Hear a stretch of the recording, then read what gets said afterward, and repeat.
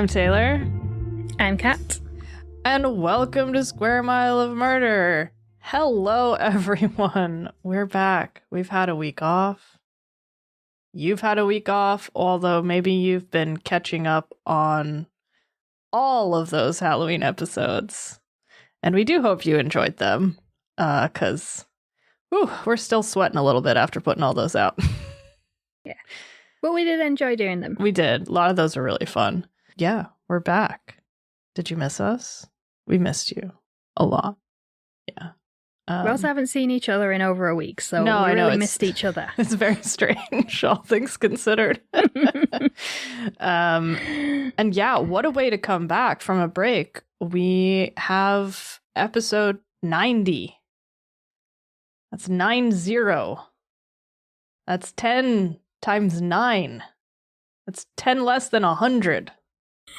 Like, how? You're just trying to prove that you're good at maths. I'm not good at math. That's the thing.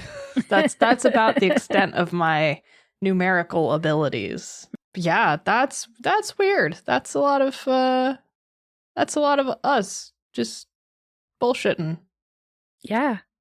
And everyone's still with us. Or lots of people are still with us. So thank you. Potentially more than, before.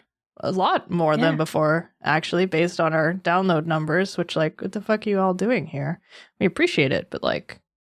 Hey, thank you. Stick around. Y'all look great today. Oh, yeah.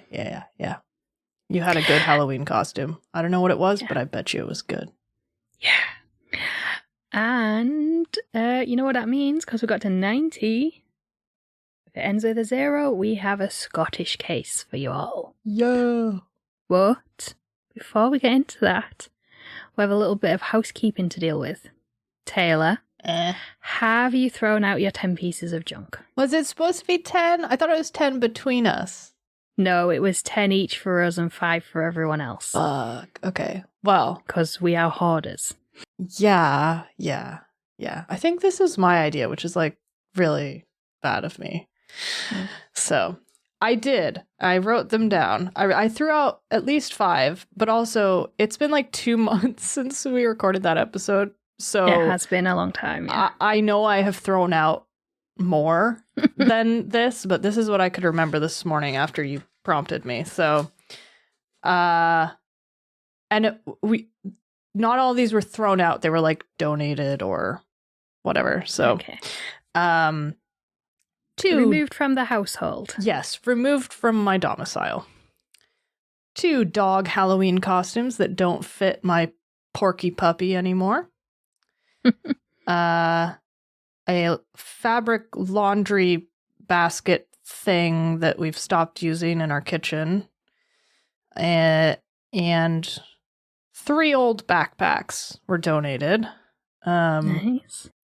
So that's 6. Mm-hmm. So, like, what counts as junk? Something that doesn't normally go in the rubbish. Oh. Something extra. So I can't say, like, the 4 Coke cans that I put in the recycling a couple minutes ago. Damn. I will get back to you. I know I have had 4 other things of junk. Like, I think we donated some clothes but I'll do 4 more by next week. How does that sound? I'll make a note. Okay. I did not keep a list. I did get rid of the box that my baby Yoda came in. Oh, that's which good. was just sitting in my room for nearly a year for no reason. So that's gone. You texted me a list. 6 pieces of junk you got rid of on Saturday, September 11th. So that was a few days after we recorded, so no wonder I don't remember. Yeah. Yodito's box, 3 empty shoe boxes, a roses tin, and an old magazine. And some clothes and things have gone to charity as well since then. So I guess that counts as 10 for you. Yeah. So I just need to catch up. So yeah, I'm about there. Well done. Yes, so we do implore you all to also get rid of at least 5 pieces of crap cluttering up your house, and feel free to let us know what they are. Maybe we'll put a post on social media and be like, this is junk corner. Yeah. If you haven't listened to our bonus episode on the Collier brothers, this will make no sense whatsoever. Yeah. So, go back and listen. Yeah. Also, just recommend. That one's good. I think a lot of those Halloween ones are really fun for us because it's kind of like off the beaten path of what we normally do. So that's one kind of housekeeping. Literal housekeeping. Yeah. Now, second piece of housekeeping is our monthly newsletter will be landing in inboxes later this week. So if you want to sign up, the link is in the show notes. Yep. Go wild. So something like get our newsletter. It's very creative and original. Yeah. So for today's case, we're starting in Glasgow, which is always fun. And we're doing something that we don't really do on this show. Certainly don't do in real life. Definitely not. We're joining the ranks of high society. Definitely this not. Is where you can just add some music in, putting on the Ritz. Putting on the Ritz. Yeah, so today we are telling you guys the story of Archibald Hall, the Monster Butler. Isn't that just a wonderful nickname? It is. I mean, this fits into a good transition from Halloween as well. Monster Butler. It is, yeah. That'd be a good costume. Ease ourselves out of it. Yeah. Archibald Thompson Hall was born on June 17th, 1924 in Govan, which is on the south side of the River Clyde in Glasgow. We don't know anything about his childhood. Do we ever? Nah. But we do know a bit about Govan. So Govan was once a town in its own right, but in 1912 it was incorporated into the city of Glasgow. Back in the day, there was a thriving shipbuilding industry on Clydeside in Glasgow, and part of that was in the Govan area. So the area, at least in the modern era, has always been sort of an industrial working class era the last couple of hundred years. Mm-hmm. In the 1930s, housing estates were built to help relieve the overcrowded slums in the neighbouring district of the Gorbals. Sadly, the same thing happened that happens every time local authorities do this, and Glasgow City Council are very good at this. And instead of dealing with, socio-economic problems which led to the deprivation and poverty that's been seen in the Gorbals and elsewhere in the city, they just moved people to a new area. Yeah. And just moved all the problems with them. Brilliant. And Glasgow City Council have done this every time they're trying to improve a quote-unquote rough area or rough district. Just move the people out, gentrify it, then go, oh shit, we've now got problems in this area. Yeah, and also one of the big problems with these quote-unquote slum clearances here in Glasgow has been that they took people who lived in communities with amenities like transport and shopping and entertainment and put them in the fucking suburbs in these high-rise tower flats, and there's nothing around. So not only that, it was the communities themselves were completely decimated because it wasn't like you were moved with your neighbours. Yeah. So you were moved, and if you were lucky, you might be near a neighbour. Yeah, it's just not well handled. No. And this, combined with the decline of the shipbuilding industry throughout the 20th century, led to the area developing a reputation for poverty and deprivation. And in more recent years, it has become known for high levels of drug addiction and unemployment. In 1994, the area was branded one of the worst places to live in Britain. And from my experience in my old job, or one of my old jobs in Glasgow, I know a lot of these problems do still persist in parts of Govan. Yeah. And I'm not mad about this, it is an area that the council cannot gentrify. They keep trying, Like, at some point, you're going to have to deal with the problems. Yeah. Can't just paint over them with the new coat of paint. I mean, they moved film and TV studios there because the land and buildings were cheap, and even that couldn't gentrify the district. Everyone moved into Finniston across the river. Yeah. Although we don't have sort of specific details about Archibald Hall's childhood, we can speculate pretty generally about the kind of environment that he grew up in. Working class areas were hard hit by the financial recessions following the First World War and the Wall Street crash, so growing up in interwar Govan was likely very difficult. Hall's life of crime began at the age of 15. He started small with petty theft and small-time scams. According to Murderpedia, one of his first known crimes was stealing money from Red Cross charity tins, which would have been in either 1939 or 1940. But from what we can find, he was never charged with this theft, and he continued with petty theft and scams for the next 2 years. Around this time, he allegedly entered into a relationship with an older, divorced neighbor. Now, it's not clear whether or not this neighbor was male or female, because all of the sources about Archibald Hall just so love to talk about the fact that he was bisexual and that he used his sexuality, quote unquote, to his advantage when committing crimes. Ah, yes. That really annoyed me. Do you know what I use my bisexuality to my advantage for? Banging hot people.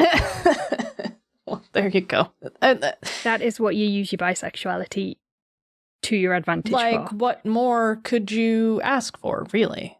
That's all you need. Yeah. I feel like that is a very common theme. It's always oh, he was a gay murderer. It's okay.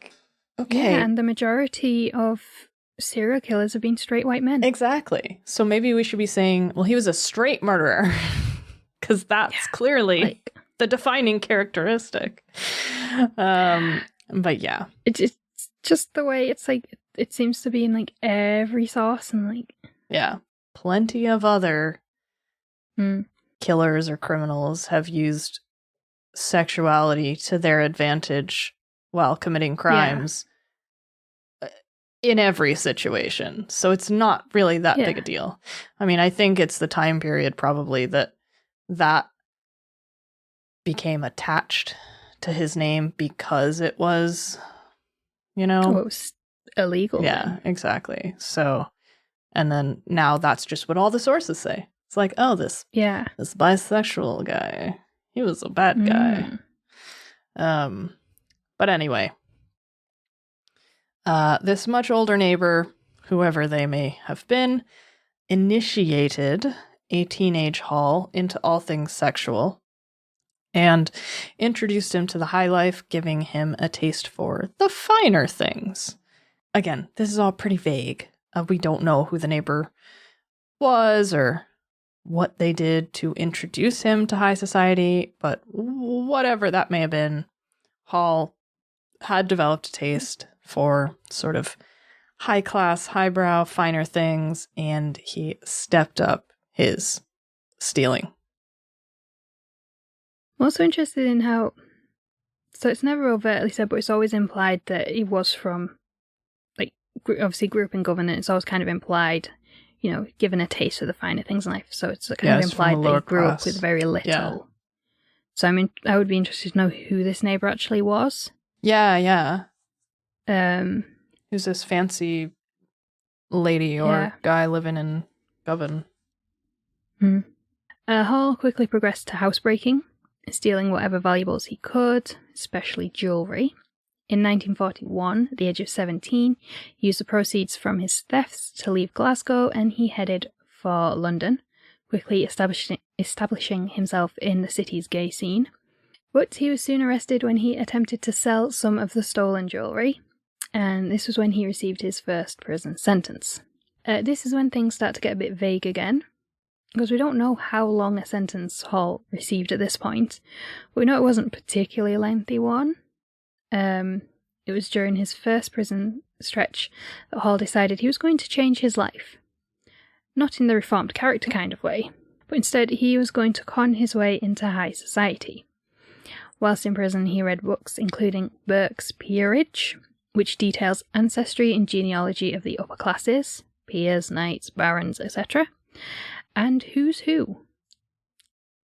Not the off-brand board game. It is an annual publication of rich, famous, and influential people.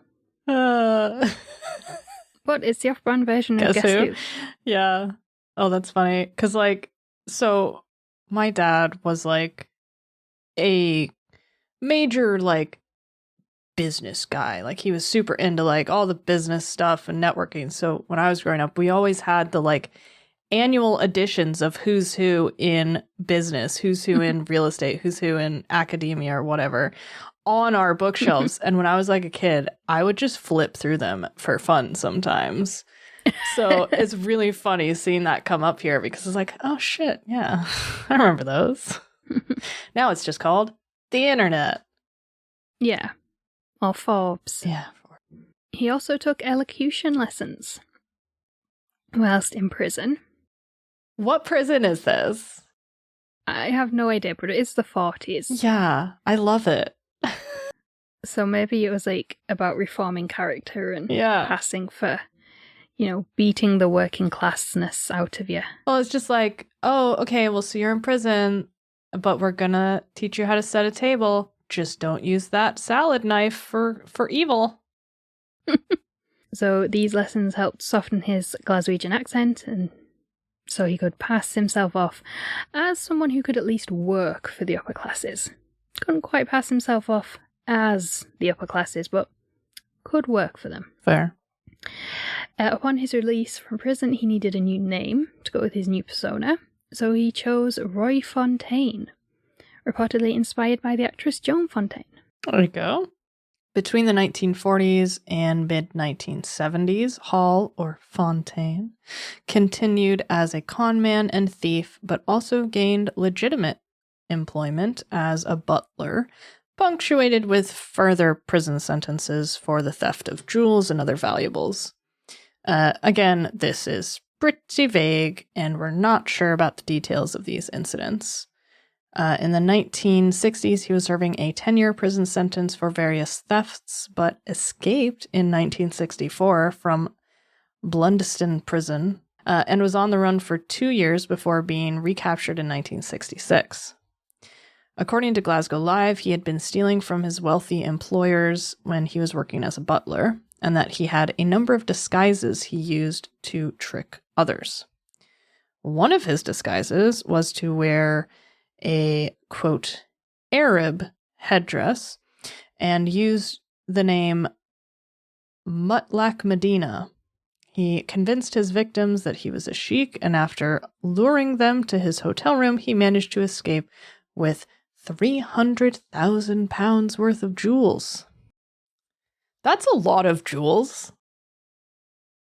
Yeah, so it says £300,000 worth. But I don't know if that was in today's money or old money back in the day, because it'd be in the millions. Yeah, I was going to say, if it's old money, that's high-level jewel thievery. Mm.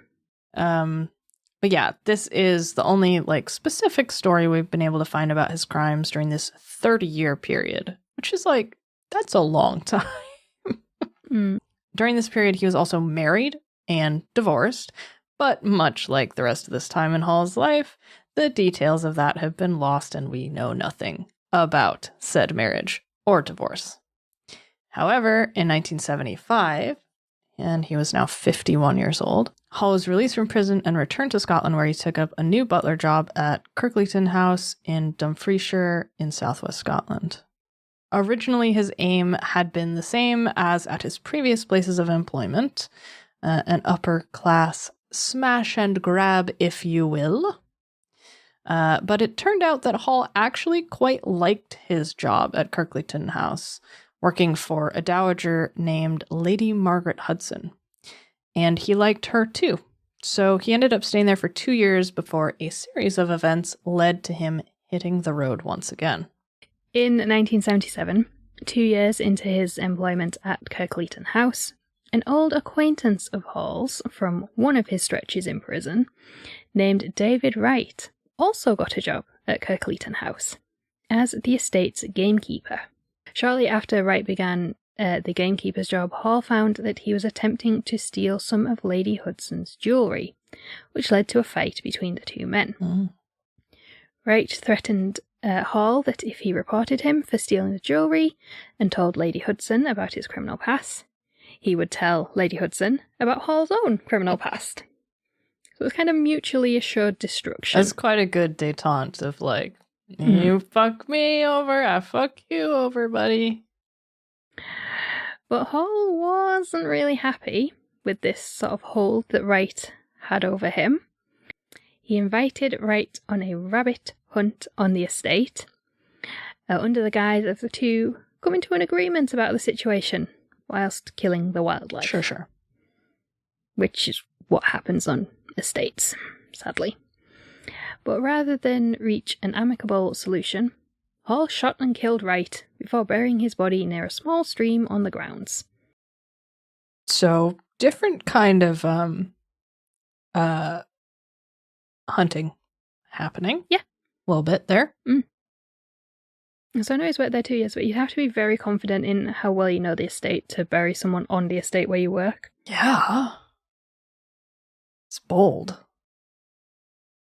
Some sources describe Wright and Hall as having been lovers when they were in prison, but as we said before, Hall's sexuality is being used to make this case sort of even more scandalous or add like another dimension to his crimes. So they may have been, but they may not have been. And neither are alive today to verify. Yeah. Hall continued to work for Lady Hudson for a few months, but in November 1977, Hall left Scotland for London once again because Lady Hudson discovered his criminal past. So the problem was that Hall wasn't that keen on putting the past behind him and going back to his normal life of just robbing the rich. Hall, as one of the contributors to his Murderpedia page described it, had developed a taste for blood. Which is like so cliched that I love it. When he returned to London, Hall quickly found a job as a butler for former MP 82-year-old Walter Scott Elliot and his wife Dorothy, who was age 60. The couple were regarded as very wealthy, with Walter described as having been from an aristocratic background, and they were keen antique collectors. So once again, Hall planned to work for them for a while before robbing them and moving on, just like he'd always done before.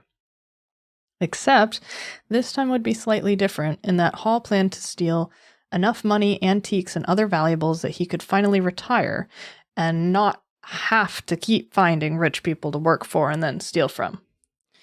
I know, such a chore. I know, like, you do that for 30 plus years and it really wears on you.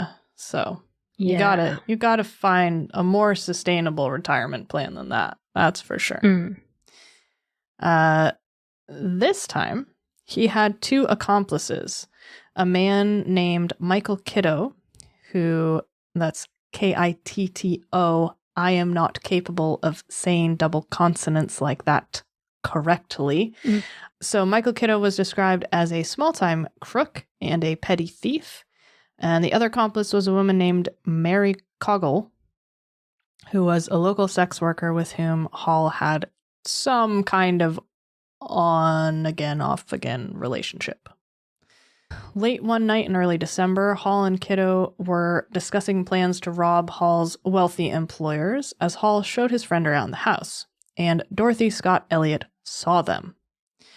Some sources say she overheard them planning their heist, while other sources say that Hall was showing Kitto the master bedroom, expecting Walter and Dorothy to be asleep, but Dorothy was awake and wanted to know why Hall was creeping around late at night with a stranger, which is fair. Yeah. Kiddo grabbed a nearby pillow and suffocated her before placing her back in the bed next to her husband.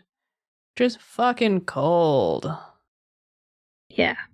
Walter awoke as Hall placed Dorothy's body back in the bed, but Hall managed to convince him that she had just had a nightmare and he was helping her back to bed. I mean, he's an 82-year-old man. Yeah, so that's true. Could possibly quite easy to convince. We have no idea, like, what his mental faculties were like. Yeah, that's true. And the next morning, Walter didn't seem to notice that his wife was dead in their bed, and went about his normal day. That's a bit wild. So Hall, Kitto, and Coggle decided that Mary Coggle would impersonate Dorothy, clear out the couple's bank accounts, then they would sedate Walter until they figured out what to do with him and with Dorothy's body. And they decided they would bury Dorothy somewhere in rural Scotland. And they're in London, So right? Yeah. And it's the... Or somewhere around in that kind of area, somewhere down south. And it's the 70s. Yes. So... a lot less cars on the road than now, though. Yeah, that's true.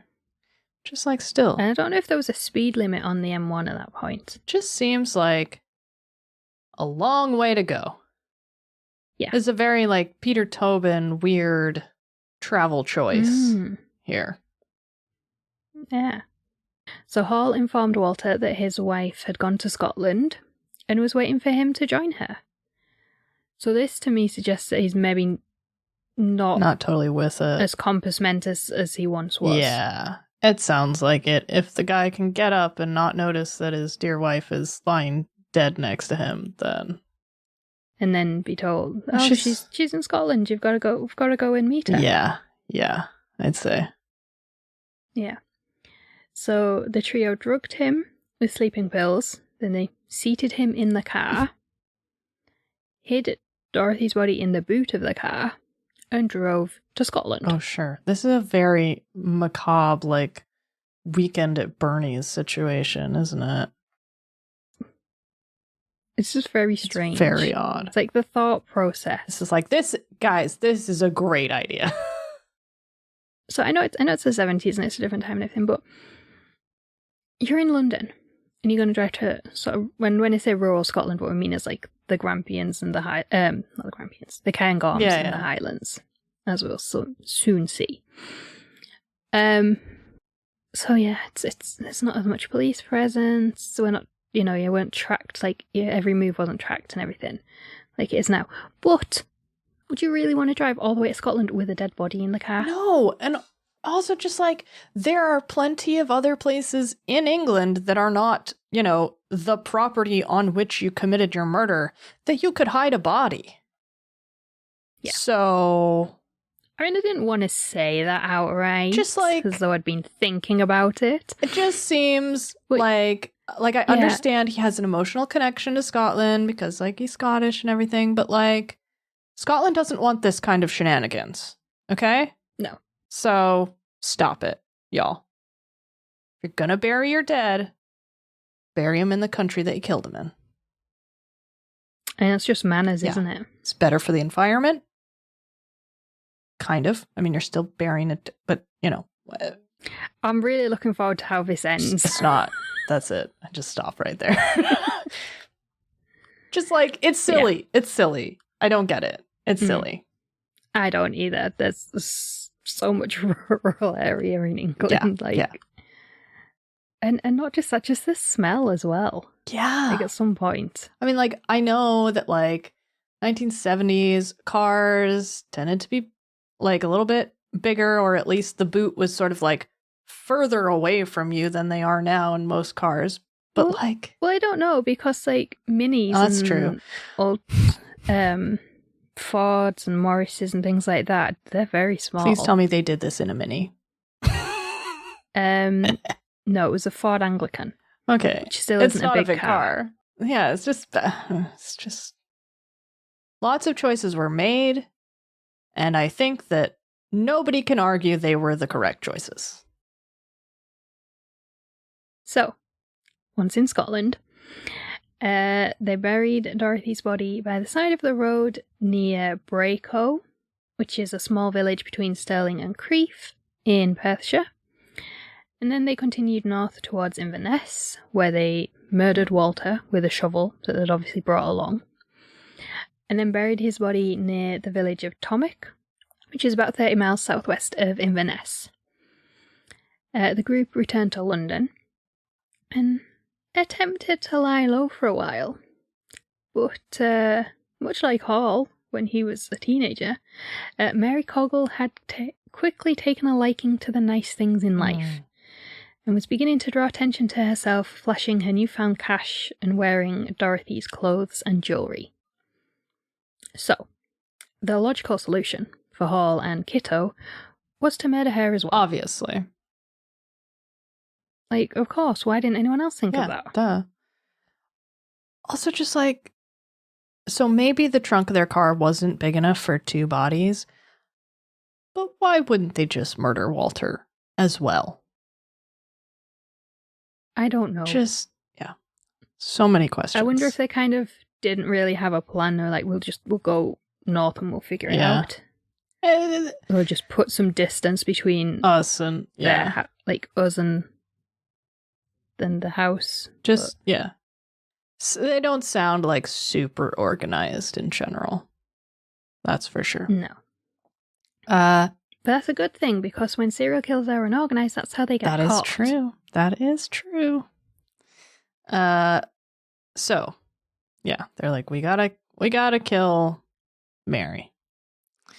But before killing her, they did, ever so kindly and politely, give Mary the option to stop wearing the fur coat and jewelry that was drawing attention to them.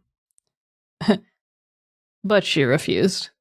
So they killed her with a fire poker, and once again headed to Scotland to dispose of her body. Obviously.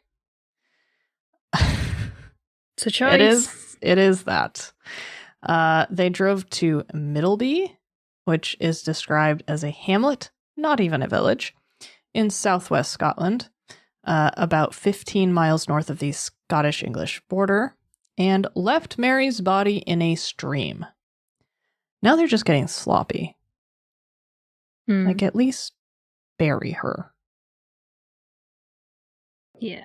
But 70s, what was forensics like at that point? But also just like, if she's just in a body of water, I feel like she's much more likely to be found. Especially in a stream. Oh, well. You'll see how that pans Spoiler out. alert. So yeah, they left her body in a stream for whatever reason. They then headed back into England with a plan to stay at Hall's holiday home in Cumbria, which is the northwestern border county, and it's where the Lake District is. This man has a holiday home. This butler has a holiday home. Yeah, I sort of did a double take when I read that. I was like, fancy. Okay. He's a butler. He's constantly thieving. Yeah. But he has a holiday home? Sure. Obviously. But I don't know, like, what kind of holiday home it could have been. Just like a little cabin, like a little hut kind of thing. Yeah, it could have been like a big shed. Yeah. But still. I mean, he's on the property ladder. Yeah. So you really can't ask for much more than that these days, so. No. Yeah. However, when they got there, they found Donald, Hall's half-brother, who had recently been released from prison. So Donald, like his brother, had a history of theft and petty crime, but was also a pedophile. So I couldn't find out if he was a convicted paedophile, and that's like what he'd been in prison for, or if it was for like theft or, small time scams or something. But either way, he was a known child sex offender. Either way, not a good situation. Hall reportedly despised his brother because he was a pedophile. Fair enough. So he and Kitto decided to kill Donald. Yeah. Does seem like a bit of a taste for blood situation here. Yeah, and this is all taking place in a very short space of time. Yeah. And they're certainly like escalating and sounds like decompensating a little bit here. They convinced Donald that their next job was going to involve tying someone up and tricked him into letting them practice on him. After tying him up, they gassed him with chloroform and then drowned him in the bathtub. But it was their attempt to dispose of Donald's body that finally led to their downfall. So the pair stowed Donald's body in the boot of their car and headed north. Back to Scotland. Or at least they're quite close this time. Yeah, that's true. But Hall was concerned about the number plate of their car. The plate contained 3 9s, which Hall considered to be unlucky, so he had Kitto change the plates for fakes. Oh, sure. In the UK, you pay road tax, which these days is based on vehicle emissions. And back in the day, and this only changed in 2014, but you used to pay your road tax either 6 monthly or annually, and you were given a paper disc to display at the bottom of the passenger side of the windscreen. So the left-hand side as you sat in the car. And the tax disc showed the date it expired and the number plate for the car it was for. Yeah. So if you sold your car halfway through, you had to send your tax disc back to get your refund. You couldn't just move the disc into a new car. Oh, yeah. So, now the whole system is digital, and that's why they eventually did away with discs, because like number plate ANPR, which is automatic number plate recognition, is now sophisticated enough and quick enough that they can use that to find out if a car's taxed rather than, just beat cops walking around looking at them. Yeah. You do still see some cars with little discs in the pockets, like older cars on the road. So some people have just never taken them out. Like, fair enough. But in early 1978, it was very much paper-based, and the tax disc in Hall and Kitto's car now showed a different number plate to the plates on the car. And we know that police will sometimes arrest people on like minor charges such as traffic violations, just to have them off the streets and in custody until they can get enough information and evidence to arrest them for like the bigger crime they suspect them of. Yeah. I mean, Al Capone, tax evasion. Yeah. And that's kind of what happened here. So the weather was bad, as it can be in Scotland in January. I'm sure Taylor will report back to us in a couple of months. Yeah. Oh. So Hall and Kitto only made it as far as North Berwick, which is near Edinburgh. So they're still on like a cross-country road trip. Yeah. So they got to North Berwick before they were forced to stop for the night and stay in a hotel in the town. Now, the hotelier was suspicious of the way Hall and Kitto were acting and worried about whether or not they would pay before checking out the next morning. So he called the police, gave them the car's number plate, and asked them to check the men out. But obviously, the number plate didn't match the car. So 2 policemen were dispatched to the hotel, which was, would you believe it, a handy 200 yards away from the police station. They didn't think this through. I don't know, at this point, is it arrogance as well? Yeah. So like they just didn't give a fuck. Or just like blind panic. Either or. Both, probably. So Hall and Kitto were taken to the police station for questioning, and the police towed the car to the station, which is when they found Donald's body in the boot. That is quite damning. Yeah. It's like, okay, well, you're driving with fake plates, so, it's going to be a fine and a little bit of jail time for that. Yeah. Oh, what's this? Oh, there's a body in the boot. Oh, it's your murdered brother.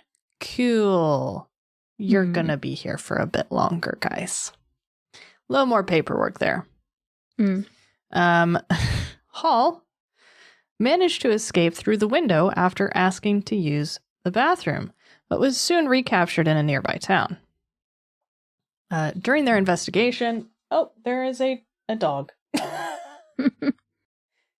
Oh, he has got post-walk zoomies happening. Oh. Christ. Blah, blah, blah, blah, blah. During their investigation, police matched the fake number plate to a report in Newcastle under Lyme, which is in the West Midlands, not near Newcastle upon Tyne, which is, the famous Newcastle.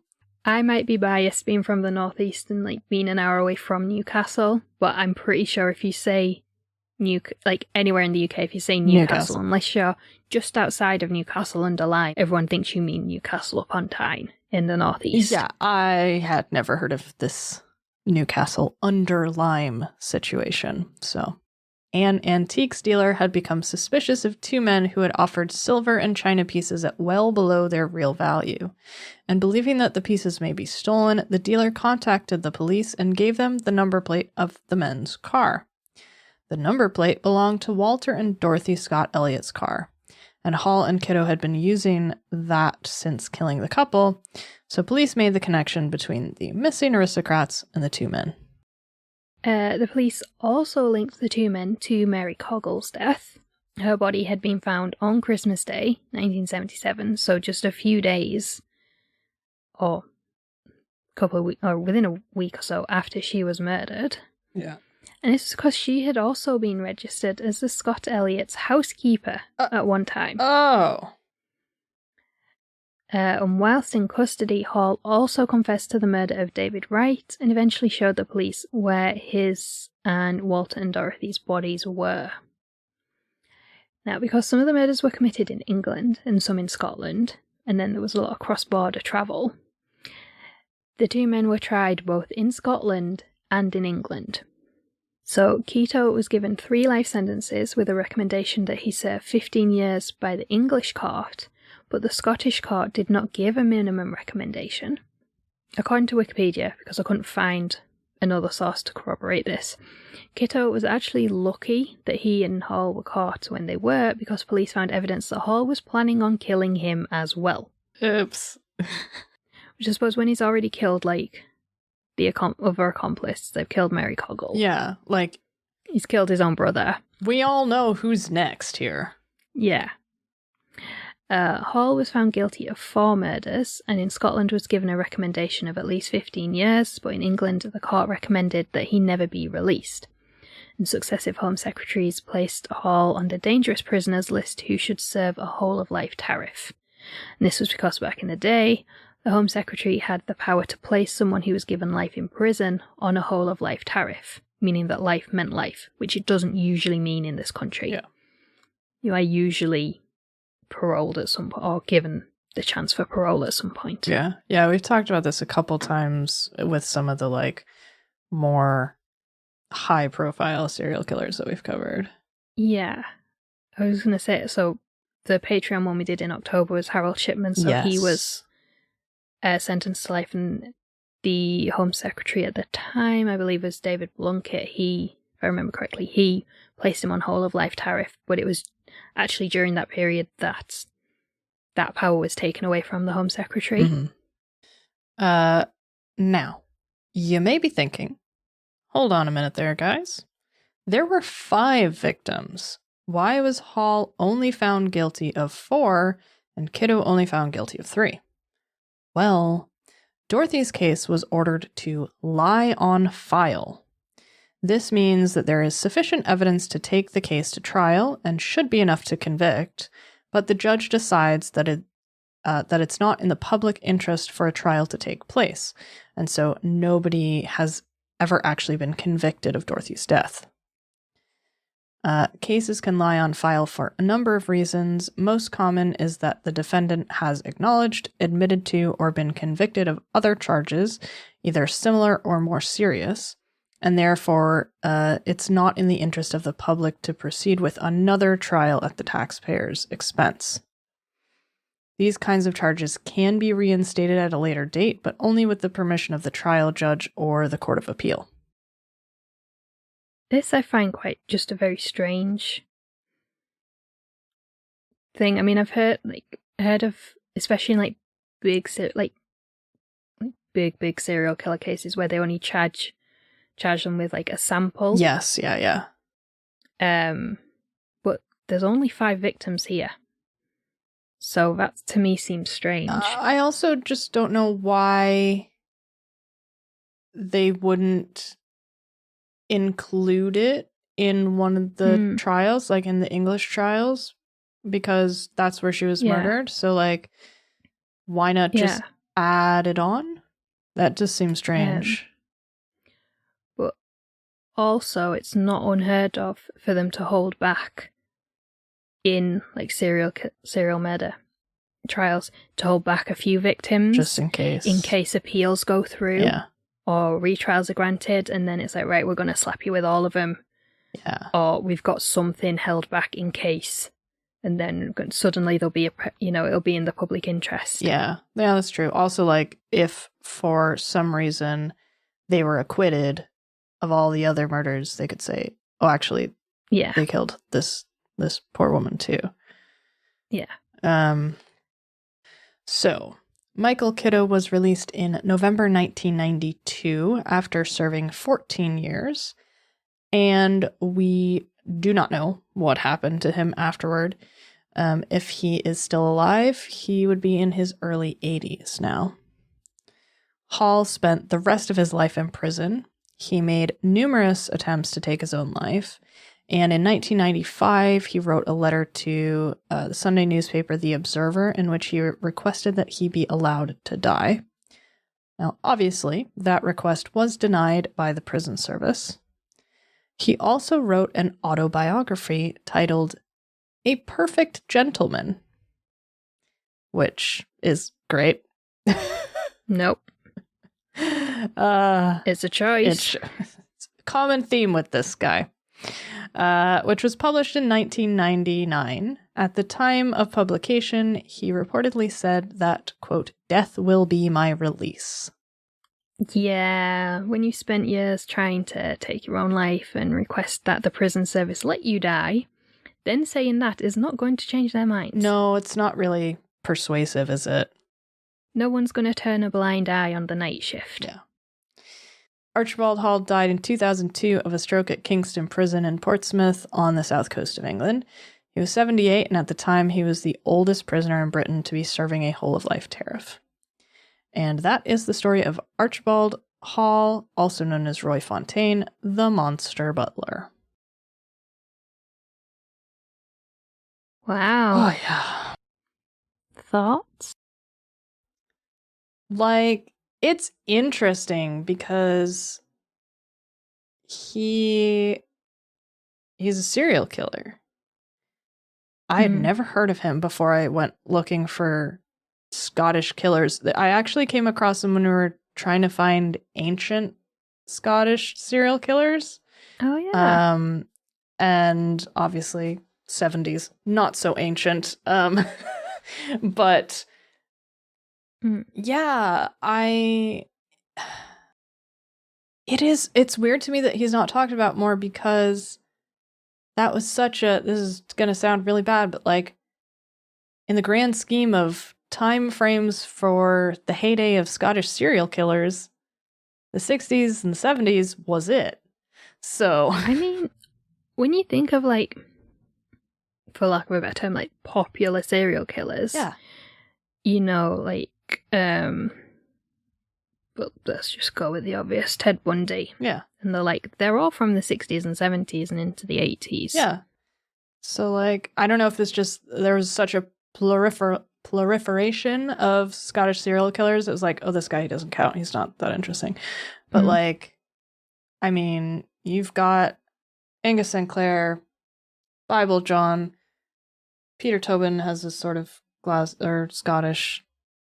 He actually, this is what I was going to tell you afterwards. He, a few weeks ago, admitted, he said, I'm not Bible John, but I've killed more. But he won't give any details. Holy fuck. Yeah. And I'm like, that is he's just getting his last laugh in, isn't he? Yeah. Because he's on his must be into his He's 80s like 83 now. now. Yeah. And I'm like, you're just getting the last laugh in, aren't you? He's just bored. You've also like, yeah, I killed more people, but I'm not going to give their families closure because, yeah. You've also got like Peter Manuel, like, oh yeah. So there's all of these. So it's just interesting to me that this guy doesn't come up more, and I don't know if it's because he doesn't have as high body counts, or I wonder if the late 70s was the Yorkshire Ripper. Oh yeah. And I think he could have just got lost in that because that was such a high profile case, which I think was mid 70s. I think it was 79 when he was caught. Yeah. It is interesting to me that we do know about his crimes now. He is obviously a killer that, so like Glasgow Live has covered him. Like there's a handful of sources out there, but there is still so much unknown about a lot of his life, which just makes me wonder what else happened. Yeah, so I had a few thoughts when I was researching this, because I thought he, for 30 years, was in and out of prison, but he was still always getting work as like a butler. Yeah. So that is in the upper classes, in the upper echelons. You know, you working class people. We don't have a butler. Oh. I have a little tie that my cat wears. Yeah. On a collar that he wears at Christmas. That's for his Christmas dinner. enough. That's the nearest I have to having a butler. Yeah, exactly. So, and rich people talk, oh god, yeah, very gossipy. Oh, well, because good help is so hard to find. Like, so part of me is like, well, why did word not get around that he was stealing everything? Yeah. But then I had another thought. So we know that he at some point was, putting on this con that he was an Arab sheikh. Yes. And things like that. So I wonder if he was using, like, rather than just stealing, part of it was more of a confidence trickster. Yeah. Like a con man. And people will admit to someone breaking into their house and stealing stuff. We're a lot less likely to admit to having been conned because we all like to think we're too smart. Totally. And it happens in, like, every walk of life, not just, like, having things stolen from us or, like, bad investments or, like, even up to, like, bad relationships and bad friendships. We all think that we're too smart to fall for it. Yeah. We're not. Yeah. Because that's what these people do. Like. So I wonder if it's almost like an embarrassment kind of thing. Like, they don't want to talk about it because you don't want that tarnishing your reputation with your fancy neighbors and everything. It is interesting, and it does sound like there's probably many more layers to his crimes than like we know about now, with the disguises, with the like moving back and forth. Like, he clearly had some sort of like criminal sophistication, but it seems like those details have just gotten lost over time. So and the detail definitely seems to be focused on, he came from this really like rough working class area, deprived area, and he got a taste for the finer things, and he was bisexual. It's the details have been lost in favor of like these more scandalous versions. Yeah, like, so we don't know anything about a bunch of his crimes, burglaries, whatever, but like 3 of the articles that I found about him mentioned that, he probably had a sexual relationship with Lord Mountbatten. And it's like, okay. Yeah. One of the articles I found had like a long list of like all these aristocrats that he had some kind of sexual relationship with, and I'm like, yeah, so great. Like, you expect me to believe that in all of human history there wasn't anyone in the upper classes who wasn't straight? Yeah. Oh, there's a lot of them. Oh yeah. But yeah, I wonder if it's almost like a saving face kind of thing as to why it wasn't talked about in those circles and how he kept, finding his way in. No, totally.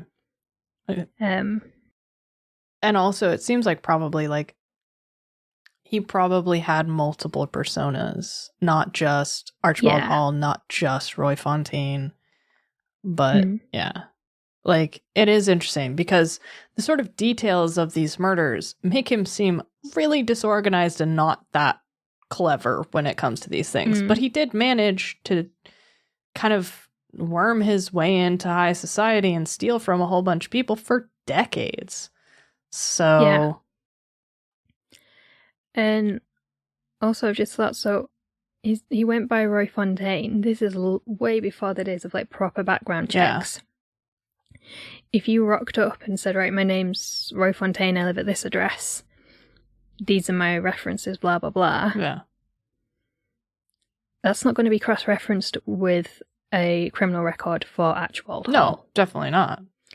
So yeah, it would depend on what name he was using, if he legally changed his name, things like that. So there was meant to be a film adaptation. I saw that. I was thinking as I was reading through his Wikipedia page, like, this would be a really good movie. So in 2005, actor Malcolm McDowell and Hollywood screenwriter Peter Bellwood announced that they were seeking a director and funding for a film based on Archibald Hall's life. This film has never come to fruition. In 2011, Malcolm McDowell stated the film was currently being made and would be named Monster Butler. Sure. But the film was then cancelled due to lack of funding. But some work had already taken place, some filming and production. Ooh. So there was crew members who were left unpaid. Oh. That's all according to Wikipedia. So yeah, I do think this would be a good film.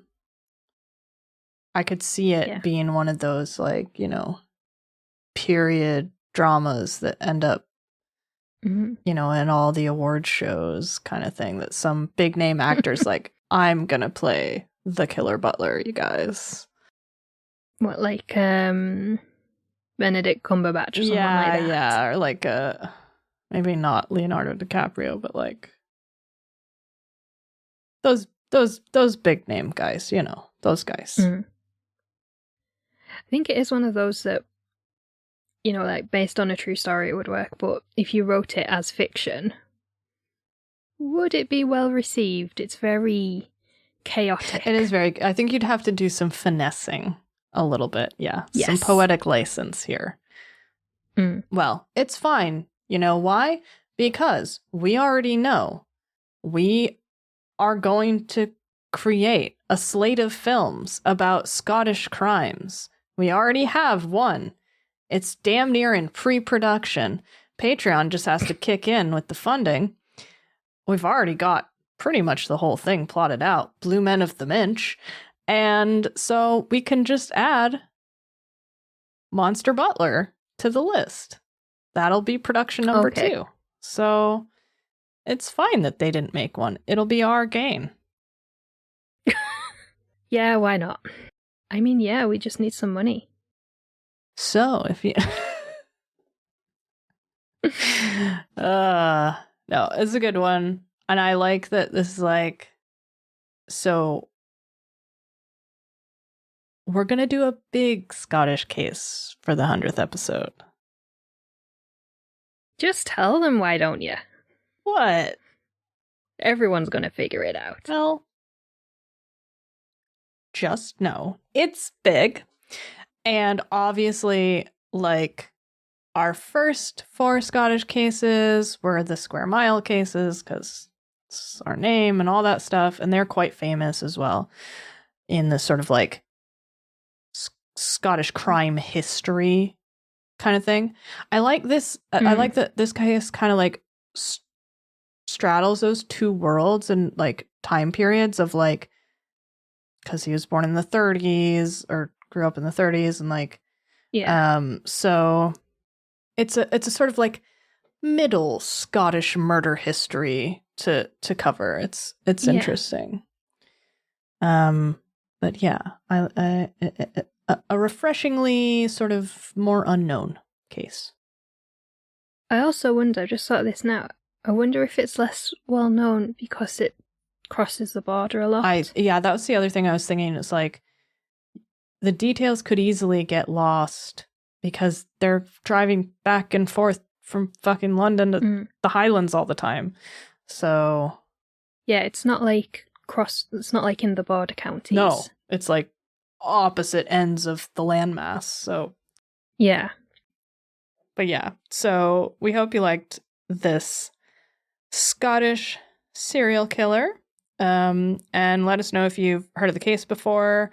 If you have any other details that we couldn't manage to find, let us know. And yeah, if you like the show, as always, be sure to rate and review us on your favorite podcast app, especially Apple Podcasts, because it helps us get in front of more people. And you should also subscribe so you never miss a new episode. Like after we've been on a week break and come back with something new like this. Like, you don't want to miss it, right? Yeah.